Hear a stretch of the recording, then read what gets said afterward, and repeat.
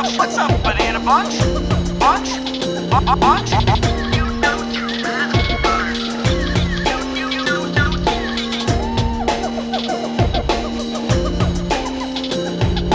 Welcome to the Jungle Gyms podcast.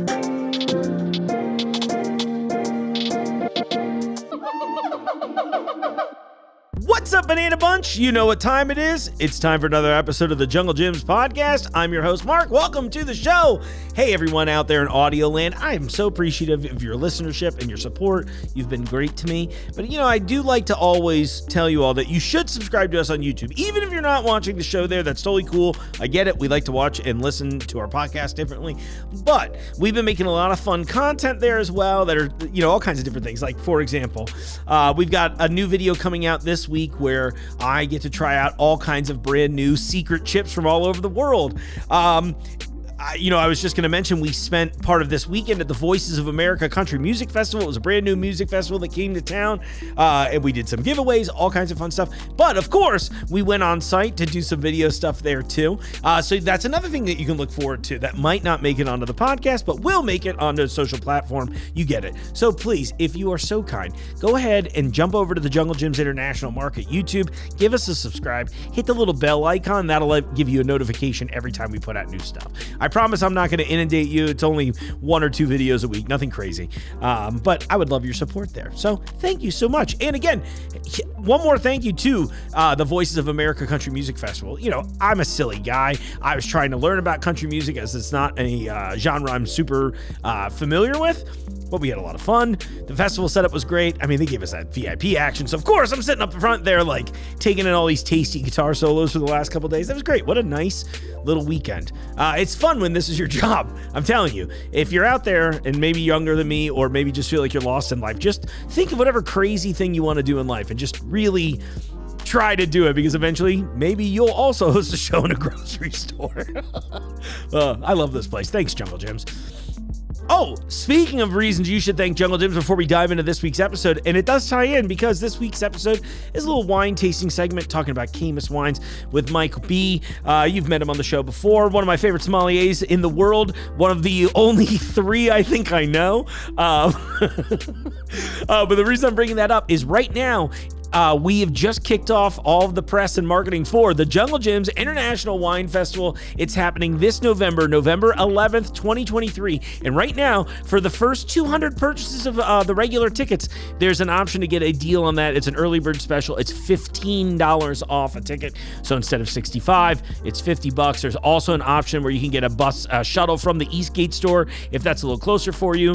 And if you like to drink on a bus, I don't know that you can drink on the bus, but you can be drunk on the bus. Maybe that's a better way to say it. But those are going really quick. That just went live the morning I recorded this, and within the 10 minutes since I had posted to social, I got an update from one of our creative people saying it was close to 50% out, sold out already of the deal. So get on that right now. Honestly, right now, who knows? Maybe by this time, it might not even be available, but I want to promote it. That was a lot of fun. Lucky and I had a great time last year. And guess what? On the show soon, you're going to see some of our coverage and footage to promote this year's event from last year's. That should be fun. Okay, cool. Well, before I yammer anymore, let's go ahead and bring Michael on the show. Dive in. Let's try a little of this action from Caymus, shall we? Hey, Michael. Oh, great. Good to be here, Mark. I thought you said grape at first. I was like, look at you with the wine puns already. Like, oh my gosh. All right, so usually we wait for at least 30 seconds before that happens. We're off to a bad start already. Well, I'm excited. You've been one of my more repeat guests on the show. I think right now it's like you and Ferd are tied in second place, and Phil is my number 1 most repeat guest. Phil? Yeah, because he loves coming on here to talk about the expansion and that kind of stuff, and people go crazy for the behind the scenes Jungle Gym stuff. Oh, that's a good point. And Phil's more behind the scenes than anybody. Right. But he's kind of quiet naturally. Right. So I'm trying to imagine him getting on and talkative Phil, who's I just corner him with a ton of questions, and I'm just like, Phil, tell me everything you know about this place. Let's start. What do we got in the glass already? Well, so we're going to do Caymus. Okay. Caymus Family Vineyards for the Back That Glass Up next Wednesday night from 5 to 8. Well, so funny enough, it'll be the evening of this episode's airing. So we'll just lie to them and be like, yeah. The 16th, though, for those of you, so you should definitely come out. You know for those of you who can count. Right, exactly. I can't. That's why they keep me here. Well, before we dive into the wines itself, why don't you tell us a little bit about what Back That Glass is? Oh, well, Back That Glass Up is a funny play on words. You can probably guess what it would be if there's no G or L involved. And I'm going to think about that. yeah. So every Wednesday night at both stores, Fairfield and Eastgate, we do a theme wine tasting. It's a by the glass. And it's just an opportunity to try wines from all over the world. Like last week I did wines from Jackson Family Estates. Okay. And then the week before that, we did Old World Grenache and Verdicchio. Verdicchio is a white grape. That sounds good. Yeah, it's very Caucasian. Yeah. And we did a Grenache, which is kind of like the original noble grape. Oh, okay. From the European Vitis vinifera. I've never even heard the expression noble grape before. Well, noble grape is like Vitis vinifera. Those are the grapes that make the best wine. Okay. It just, American grapes are Vitis labrusca. Okay. Which is, good way of saying brusque. They make earthy wines. And Sure. They don't age as well, but they're not bad. They're not evil. You just keep them in the side room. Don't invite them to every meal. Right, I was going to say, I was like, at least so far they haven't been evil, so we'll find out the hard way, hopefully. I'm hoping at least. So awesome. So yeah, let's talk about Caymus today. So we're going to do Caymus this coming week. And Caymus was founded in 1972 by Charlie and Lorna Wagner. Okay. And they were one of the first families to buy land in Napa. Oh, no kidding. And let's see, that was what, 30, 50, 60, 51 years ago. Wow. And I know, it seemed like just yesterday. They said that for the first 49 years. Yeah. And this is something that's new. Ordinarily, their Cabernets are 100% Napa. Okay. They have 4 or 5 vineyards in Napa. And this one is just California Cab. So it's not Napa fruit. It's just fruit from Central Valley, probably Paso Robles, a lot of places, but not Napa. Okay. And it's just it's a slightly lower price point, $70 versus $95. Sure. And that's what a slightly lower price point means to winemakers in California. Right. Hey, I mean, well, hey, $25 off is $25 off, all right? Now you can afford a cup of coffee. Yeah, exactly. No tip. And getting half a tank of gas, thank you. and they have a whole lineup now. The whole family's involved. They have like sons and daughters-in-law and everything. Oh, cool. But we're going to be featuring the Suisun, which is a valley that is due east of Napa. If you're like in Napa itself and you head east, you'd run right into Suisun Valley. Oh, okay. And it's a good idea to put vineyards there because it's beautiful location, great climate, the right kind of soil type, and it doesn't cost $2 million an acre either. Oh, cool. Yeah, they get a little break there too, right? Yeah. So they don't have to charge quite so much. No, that's cool. Get a little smell and taste. A little, so you take a look at it. Oh, nice color. Yeah. Kind of opaque purple with a garnet edge. And yeah. Hold it into the lights. That's the best part of the studio lights here. Nice and thick. Well, if we're going to get technical, we're going to hold it like this and look at over white. Oh, is that really Do you mind if I do it? I just want to see what go it feels ahead. like. Yeah, look at that. So what you want to look at is the color in the edges. middle and the color at the edge. And at the edge, it shouldn't be watery. It shouldn't be clear. That's called the meniscus. Okay. And you want it to be solid right to the edge. Oh, cool. Yeah. At least for a Cabernet, for sure. No, right. Yeah. Oh, that's cool. Yeah, and you've got that like really rich kind of like dark garnet red. Yeah, garnet. Yeah. Yeah, beautiful. Oh, that's awesome. See, I never. Yep. Oh, yeah, that's wild.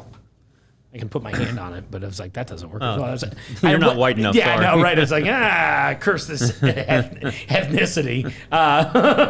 Yeah, then, after you do that, you take, a little bouquet and like plums and currants and a little blackberry. Yeah, a little spicy berry action. Mm-hmm.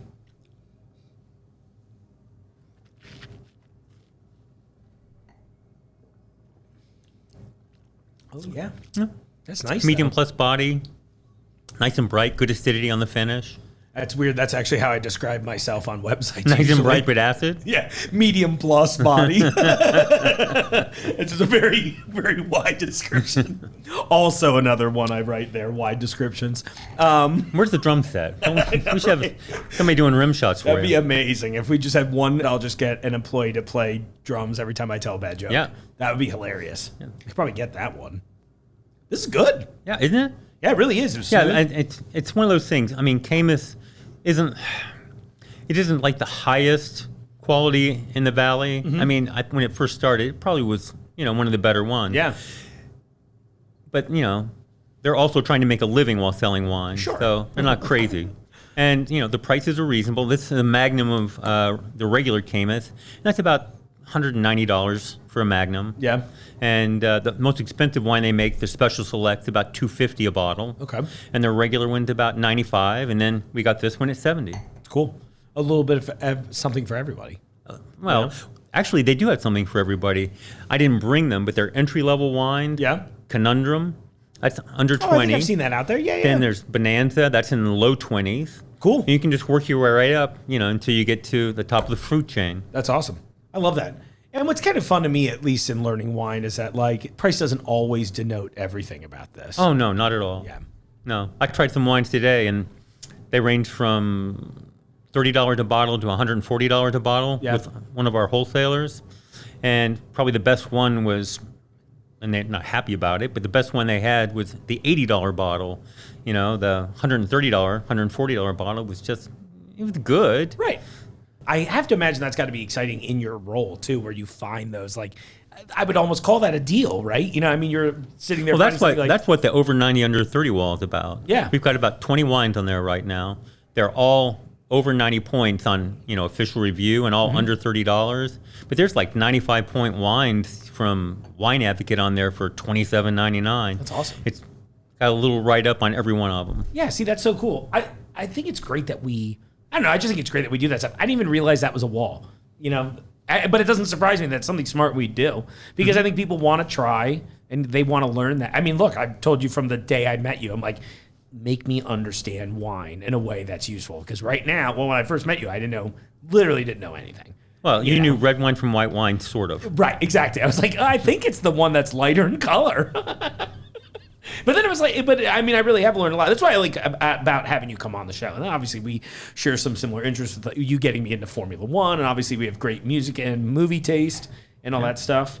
But we'll get to that, because I think that's something. You brought notes. Is there anything off the notes I should make sure we write? I was actually thinking we could do that and we could show you that. Yeah, that's awesome. No, I was going to say, I like when people bring notes on the show. I'm just like, so if there's something official, I'm like, let's get it out there, baby. I keep the notes up here. Oh, I know. You know everything.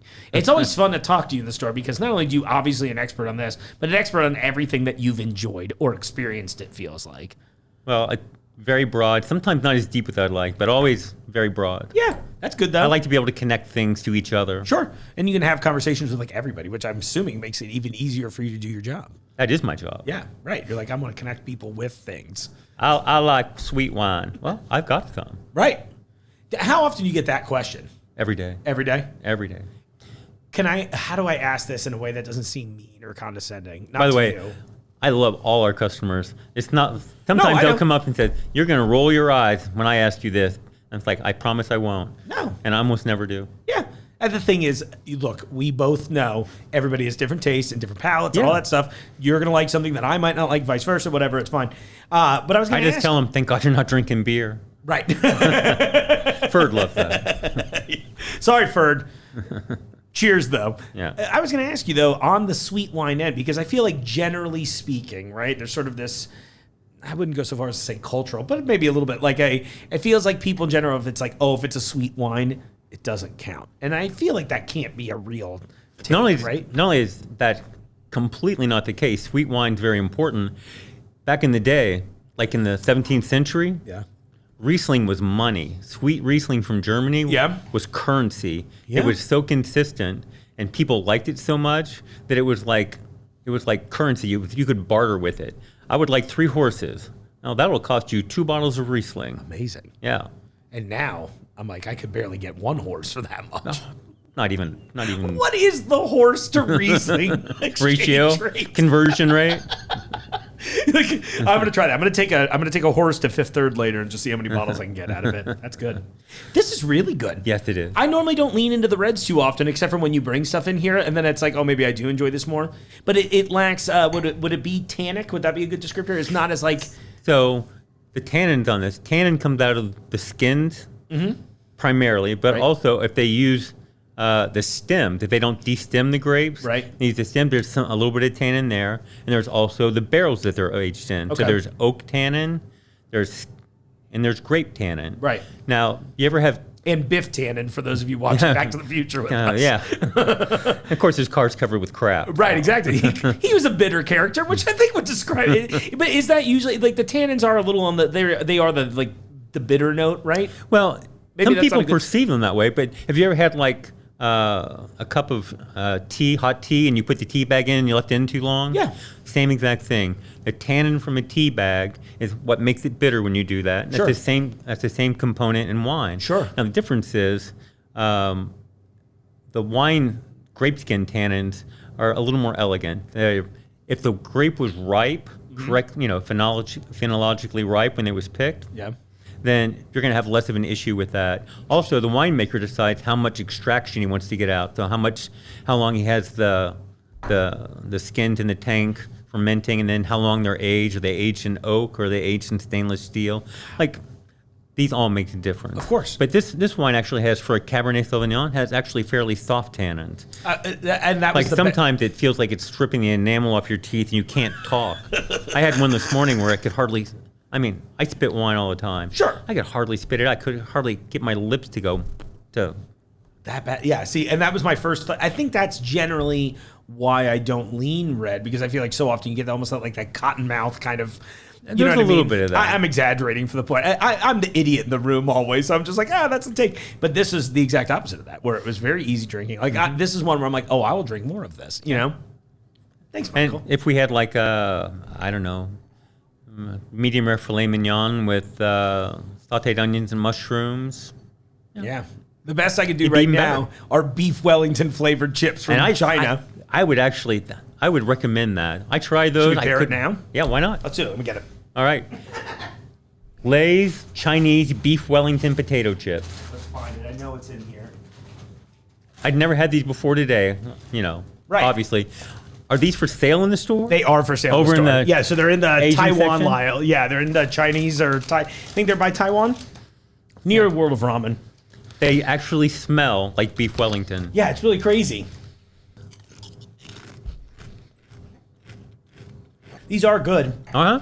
The front half of the chip, this is what I find about a lot of the international flavors. Front half of the chip's a little interesting, but I love the back half, like that kind of mushroomy. Oh, you're going to love it once you take a sip of the wine.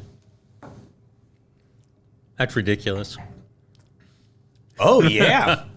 What? You see how it brings out the mushroom note? It really does. And then again on the back end, almost like more of the mushroom and a touch of that like mustard. Umami. Yeah. Umami. What a good pairing. That's really ridiculous. Look at us doing How much cross are those? promo. I think like $2 a bag. Cheap, They were at all twice the different. price. I know, right? Exactly. It's at least half the price of beef Wellington. You did call this out of the bag, and I didn't call this out in the video I just made about this. But it's got the Eiffel Tower on the front of the bag because, as you said, where was beef Wellington invented? Beef Wellington, French. Oh, it's amazing. En bon fait. Yeah, I was gonna say, I'm like, oh, je suis stupide, you know. Yeah, but those are good. Damn, I'm, you pair stuff all the time, and you're like, oh, that's pretty good. Yeah. I am surprised a beef flavored chip worked as well as it did. That is, by God, wonderful. By the way, what's the first movie you ever saw where one of the characters was not French but spoke French as part of the show? Probably the Muppets. Because I feel like Miss Piggy, right? That's not bad. Mine was To Catch a Thief with Cary Grant and Grace Kelly. Cary Grant's in the boat heading from Cannes to Monaco or wherever he's going across the bay. Right. He said, "Le contact, stupide," to the girl who's driving because she couldn't get started. I'm like, that's cool. That's good. Well, maybe this is the time for us to pitch our segment idea, right? Oh, yeah. So let's lean into that. So we're talking movies already. So I'll look to the audience a little bit here. But Michael and I have been kicking around this idea. Now, I did find out there is a show called Rewatchable, so we'll probably have to rebrand it now. Yeah. But Bill that's okay. Simmons. Yeah. You're like, all right, well, so we'll rebrand it. But I think it's a fun idea where we were thinking about taking and exploring films that either both of us have seen and rewatch them and then chime into products that we've got in the store, maybe do some pairings on that. Or just something, the movie we like, and then make everything else up because we like that movie. And that's fine with me too. Listen, you know, and I think it was because of Sideways. Yeah, because and so I guess that'll be, there's a teaser, right? Is that at some point here in the near future, Sideways, a movie that really helped popularize Pinot Noir in the public eye. Mm-hmm. It's hitting its 20th anniversary this year, which is crazy. Is it only 20? Yeah, it's only 20. Thankfully, Jesus. I'm glad. I thought it was 30 at first. I thought it was 32. If you'd asked me. Yeah. Oh, yeah, at least. I was going to say, I was like, we're safe for now. 2003 was a good year. Alexander Payne, Paul Giamatti, Sandra Oh. I mean, the list goes on. But we're doing an episode. We're going to do some Pinot Noir tastings, and then... and we're going to have a really good Merlot at the end, because for all his anything but Merlot... Spoilers. Yeah. There's a twist on that. Well, I think it'll be fun because what I'm hoping everyone will do will go out there and watch the movie beforehand so they can kind of watch along with us. And then, of course, if they're aware of it... they for sure will watch the movie afterwards. Oh, absolutely. You're going to want to. And then I'm hoping that people come in and buy some of the stuff that we're tasting. So what I'll do when that episode comes out, I'll let you know at least a week in advance what we're going to taste on the show so that you can actually try and drink along with us. Oh, that's a good idea. I thought that's a fun idea. And then I think Jacob from Cheese, that's been on here as well, he's going to try and do some cheese pairings with it too, because he was like all about this idea. He was really hot on the Sideways. And then after we started talking about that, well, we're just rolling into all kinds of ideas. We're like, this doesn't have to just be movies. We could do classic albums. You know, what you were joking about Aqualung earlier. Yeah, Jethro Tull. Yeah. They're coming to town, actually. I just saw a friend post today that he bought tickets to take his parents. I have a friend who has an original gold record from them, kidding. Which he bought online and is in his office. That's so cool. He's got like 4 or 5 of them. Oh my gosh.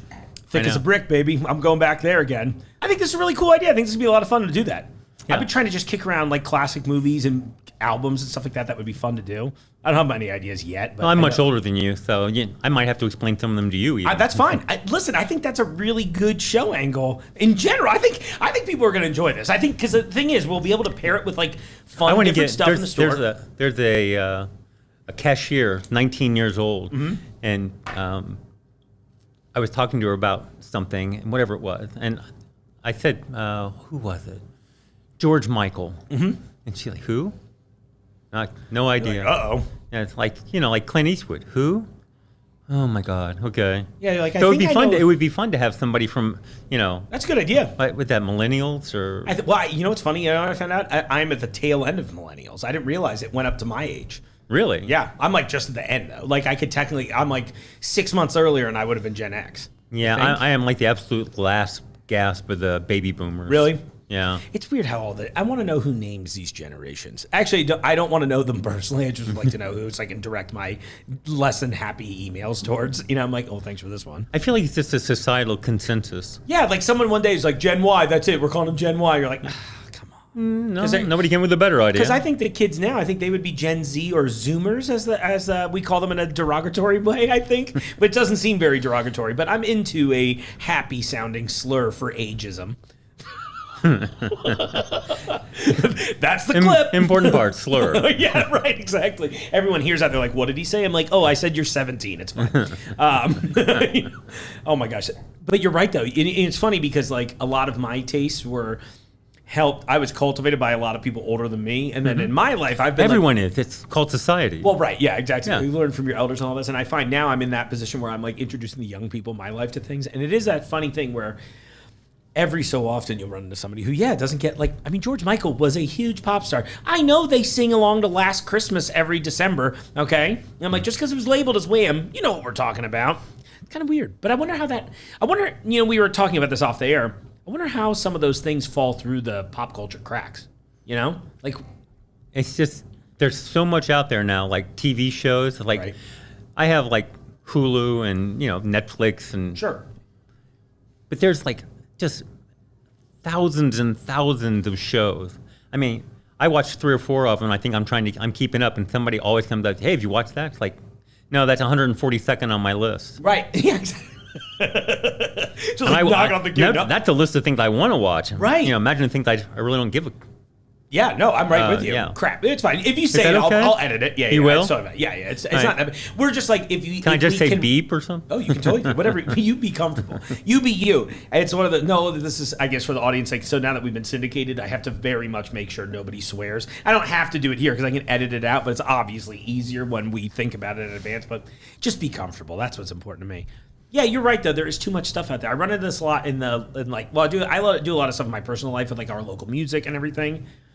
It's crazy. Like, and I'm just sitting here, even just in my downtime, going through like, hey, I put out a new EP this weekend. Would you listen to it? I'm like, ugh, I don't know if I have 30 minutes. Not in a mean way, because I would love to, but it's like, you're not that, like, it's like, that's just one person. And it's like all these, plus the stuff that I already love, or things that have been on my list for a long time. Like, oh, I need to finally listen to this album, right? You know? Like when Jeff Beck died recently, I was like, you know, I really need Jeff Beck died? Yeah, oh, you didn't, yeah, I'm sorry. It's been a weird I week. need a Robbie moment. Robertson died this week too, and I was just like, oh my gosh, everybody. I mean, I forgot he was 80, but I was like, okay, well, I got to burn through the band. I got to watch what's it called? What's the Scorsese documentary on them? The Last Waltz, right? Yeah. Did you see the guy who did Lord of the Rings, Peter Jackson? Yeah. He did. He got a hold of all the footage for the Beatles movie, and found out using new techniques like. John and Paul, whenever they're talking together, would be playing so they couldn't hear what they were saying. Oh my gosh. So, he multi-tracked it, pulled the music off, and now you can hear everything they're saying. Like at one point, it's like, who cares if George quits? We get Eric Clapton. Like, really? You're like, oh my gosh, I'd like to hear that. George is right over there with Ringo. Yeah, exactly. It's like, he can't hear over this. Yeah. And then one day, Paul got in, George and Ringo were already there, and John wasn't up yet because I guess he was, for some reason, talking to Yoko. Right. And and just thinking of her singing voice. I'm sorry. yeah, you're killing me. I'm so sorry. So Paul sat down at the piano and wrote "Get Back" by himself. No kidding. In 20 minutes. That's amazing. It's like he calls over to him. Tucson's in Arizona, right? I think so. Who knows? All right. And it says, and there you go. That's amazing. Yeah. And But that's how document- good they were. Right. Well. Incredible songwriters. Yeah. Yeah. Is that documentary out? Yes. Okay, I thought so. I've been curious to see it. So, full disclosure, the Beatles are one of those bands that nobody helped guide me through in my formative years. Like, I somehow totally missed that. I was like, for me, it was like Led Zeppelin, Deep Purple, Black Sabbath. I got all those bands, and it's like I just barely missed it. I'm like, Mom, did you hate the Beatles? Yeah. Well, I will tell you. I played several instruments and sing and whole 9 yards. And once you start looking at what they did, it's almost like impossible. They completely invented the theme album, mixing, over mixing orchestra with with this is the whole thing. It's like there's a joke on Family Guy. Yeah. No, not Family, South Park, about how, the Simpsons already did it. Yeah. Well, in music, it's the same way with the Beatles. Right. It doesn't matter what you do. The Beatles already did it first. And did it really well the first time out of the really gate. well. I'm trying to get someone she's going to walk me through some of their stuff. And she's like, I think if I lead you in through the psychedelic era of the Beatles, you'll totally get the rest of it. Sgt. Like, Pepper. Right. I figured that's the move. So, but this is one of those times where I can tell the age gap a little bit. Because I'm still the type, I grew up in a world where listening to an album meant engaging specifically with this. And albums are coming back. Which is awesome. I have a turntable. I still have about 300 albums from back in the day. Yeah.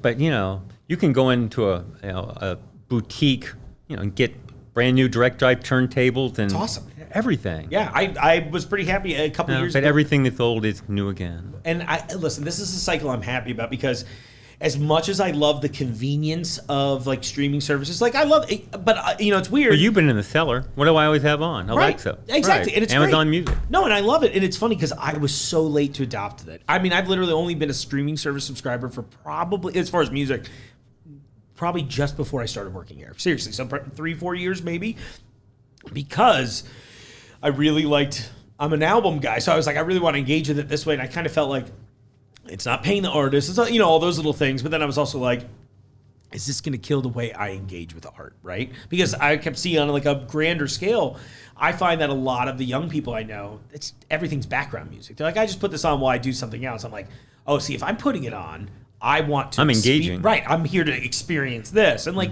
yeah, I'm not saying I won't get distracted ever and like clean up my table or something like that. But you know what I mean? Like it's that first. I am very happy about the record resurgence because I think it's forcing people who don't engage with music that way to engage with it that way. So that's been my. I don't know if it forces them so much as gives them an avenue that they're not familiar with. I mean, you have to listen to things in order. Right. And the way an album's built really matters. Like one of my favorite albums is the least popular Dire Straits album, Love Over Gold. Okay. But Love Over Gold has like 2 songs on one side, both 9.5 minutes long, and 3 songs on the other side, and every one of them is brilliant. See, that's awesome. It's just that they're a mix of emotion and intellectual thought that just perfectly balanced.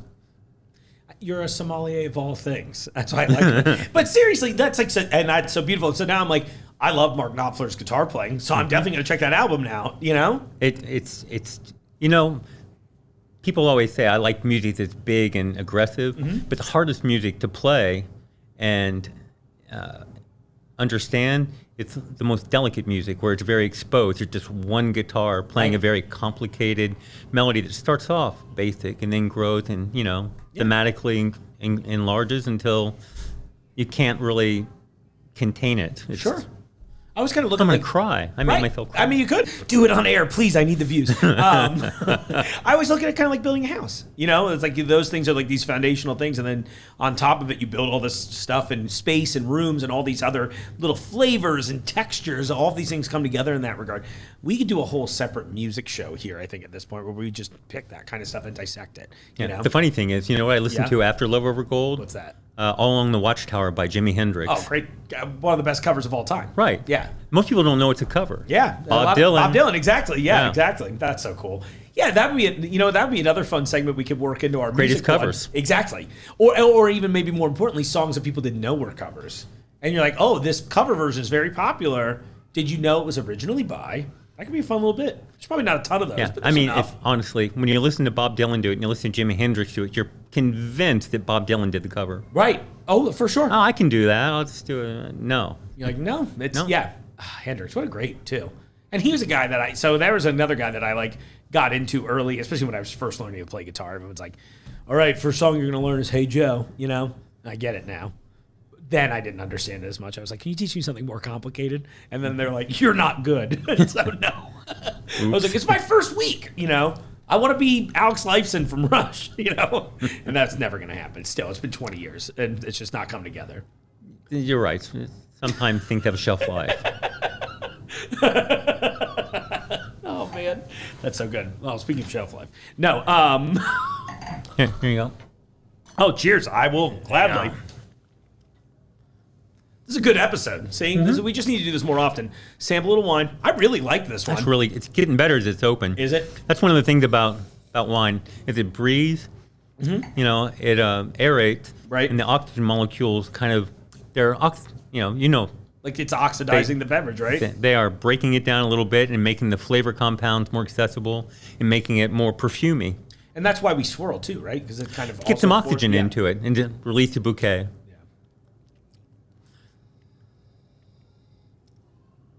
Smells so good. Yeah. Yeah, that's an experience. When people come in the cellar, the first thing they always say is, oh, it smells so good in here. And it's not because it smells like wine. Yeah. It's just, it's cool. It's like 55 degrees. Yep. A little more humidity to keep, everything intact. And also, it just has good vibes. Yeah. Well, you keep good music playing in there. You're calm to be around, which is nice. And that's something that I don't think that I take into account frequently enough as a high energy, intense person. There is a lot of high energy, intense people here, and in different ways, right? So coming into your room is always kind of like this weird, like, sanctuary vibe. Yeah. I mean, truly, I mean that very honestly. No, I appreciate it. Yeah, it's cool. I always tell people when you come in here, you're either, you're definitely going to learn something. You may not want to. But I'm annoying that way. But listen, it's one of my favorite things about you. I always like going back there, and if I run into you, it's always like, you'll be like, hey, Mark, did you know? And it's kind of, and I love it. I mean, truly, I really do enjoy that about you. It's one of my favorite things. Listen, you were one of the first people to ever come in this room once I started here, and you were like, I get it. It was like you, Ferd, Jim Beckett. Those are like the first three Isn't Jim people. the best? Dude, Jim is an absolute treat. Yeah, he's been like running international buying for like 3 decades. It's crazy to think about. I know, it is crazy. I mean, from like, I don't know what the store was like exactly in 1992, but I was in here in 1992 because I was working for Aramark, and we had to have some Red Bull for the writer for Red Hot Chili Peppers down at Riverbend when it first opened, and nobody even knew what Red Bull was. Yeah, I called around, and you guys, this place had 2 cases of Japanese in glass bottle, 5.3 ounce Japanese bottle, 2 cases of Red Bull. It's the only place in the city that had it. That's amazing. That's why we fulfilled the writer for Red Hot Chili Peppers. That's so cool. They're out there now, like still thinking about that day. Yeah. Flea, hit me back. Well, my goal is secretly to have as many musicians come in as possible, and they don't even have to play. But I do have the instruments that they do. Did you see the guitar that Jungle got from Cool? From Cool? Pardon the expression, it was very cool though. It was a Squire Fender bass, if I remember, wasn't beautiful. it? Yeah, bright red. It was really Yeah. nice. Signed it, awesome. I can't wait to see where he's going to put it up. Yeah. Cool was all right. He was. He really was. I mean, and his handlers too, super cool. Everybody was great. I honestly, I'm like, there's no way this guy. He looks like he's 55 years old, maybe.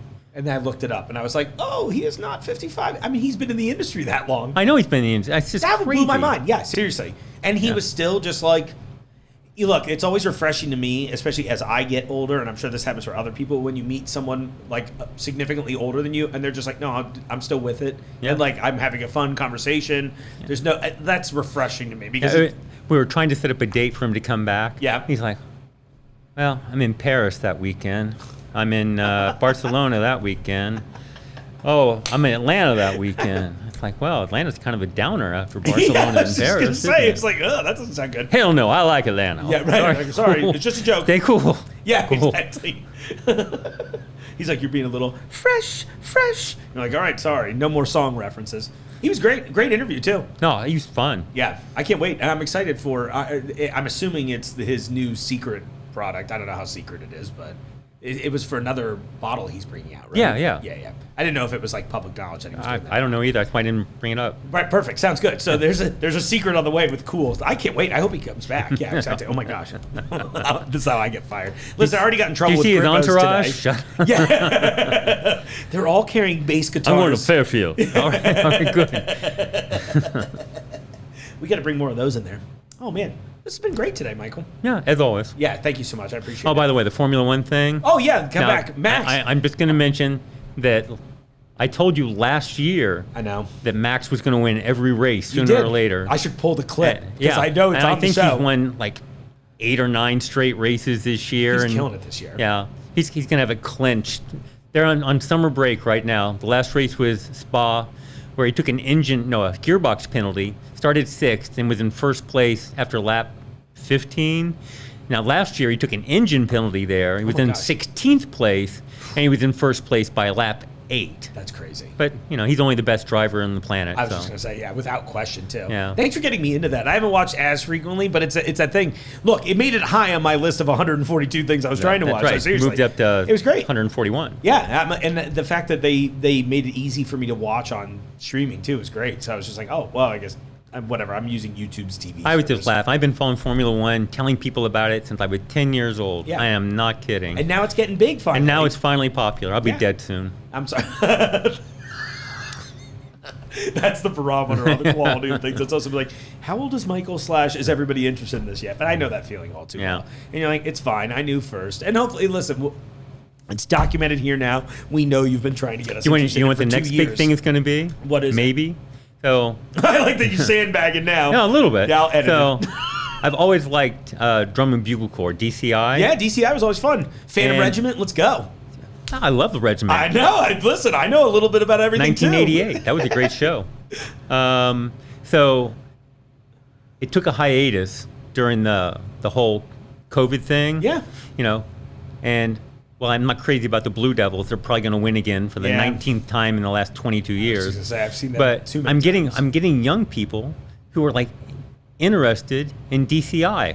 Like going to Indianapolis.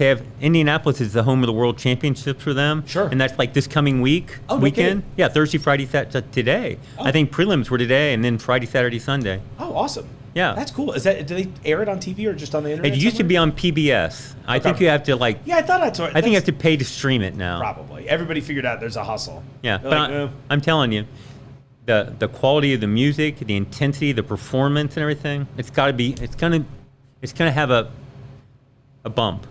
I did marching band in high school, and just learning drill was insane. And then you're like, oh, you're not only learning drill. I played saxophone. Funny enough, my saxophone is in here right now. I play sax. Oh, do you really? I barely touched Which that one? in 20 so years. This is alto sax. I played tenor. So I always kind of wish I'd gone into tenor or baritone. Baritone? Yeah, because Tenor's the way to go. yeah, it feels like a good happy Now, medium. I do like soprano. Yeah.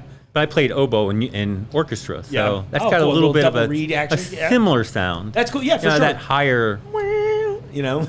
yeah. That's exactly the Something sound like of it. Yeah, right? Oh my gosh. Well, listen, I'm going to start a Jungle Gyms band one day, at least for an episode of the show, so you definitely have to be a part of that.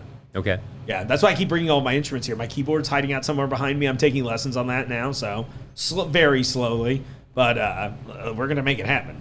All right. I have a weird, here's a weird one, and then we can close on this.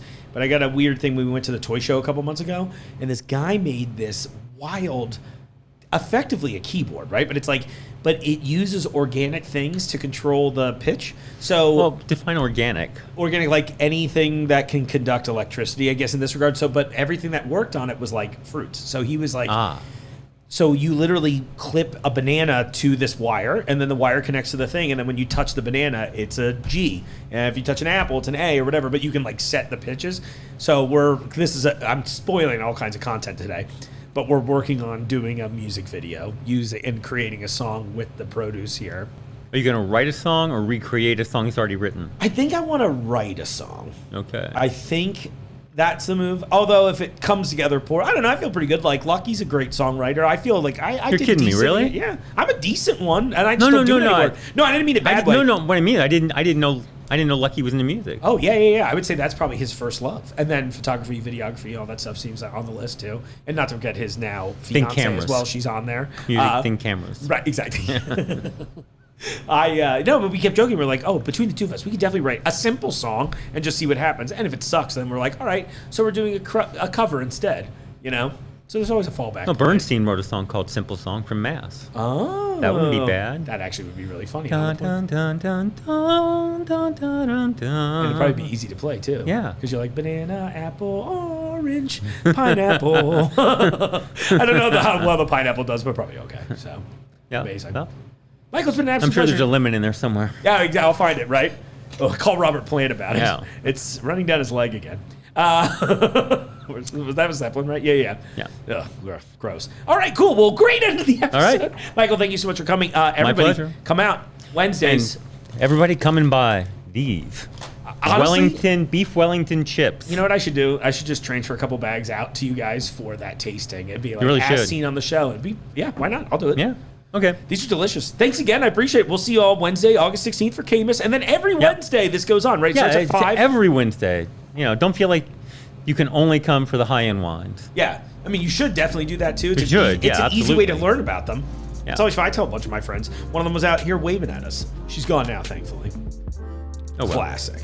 She's probably actually back at the wine trying to get some herself. Yeah, she's like, where's the nearest bag of wine? You're like, all right, get back to Walmart. Cheers, sir. Get back. Thank you so much. Cheers. Thank you so much for joining me on the show. As always, you have a lot to talk about and a lot of interesting knowledge. I always have fun doing it. We always get into some sort of trouble, and I'm really looking forward to our future pitches that we talked about on this episode. I think those would be a lot of fun. And if you are out there like, oh my gosh, I'd love to see those segments, shoot me an email, podcast@junglegyms.com. I'd love to hear from you. Well, that's it for this week. Next week's the big 100th episode. We'll see what I've cooked up. I almost said concocted. Maybe both. I'm trying to figure out something grand. We'll find out. It's tough. I want to do something big. Maybe it's just a clip show. Maybe I go full, growing pains on you and just let Alan Thicke go through, hey, you remember that time that we... Anyway, that's a dated reference. I think Growing Pains was dated when I was a kid. Perfect. Great. On that, I'm out of here for now, okay? Have a great rest of your week. Thanks so much for watching the show. And in the meantime, I'll see you out there in the aisles. The Jungle Gyms podcast is recorded in the WJJI studio inside Jungle Gyms International Market in Fairfield, Ohio. The Jungle Gyms podcast is produced and hosted by Mark Borison.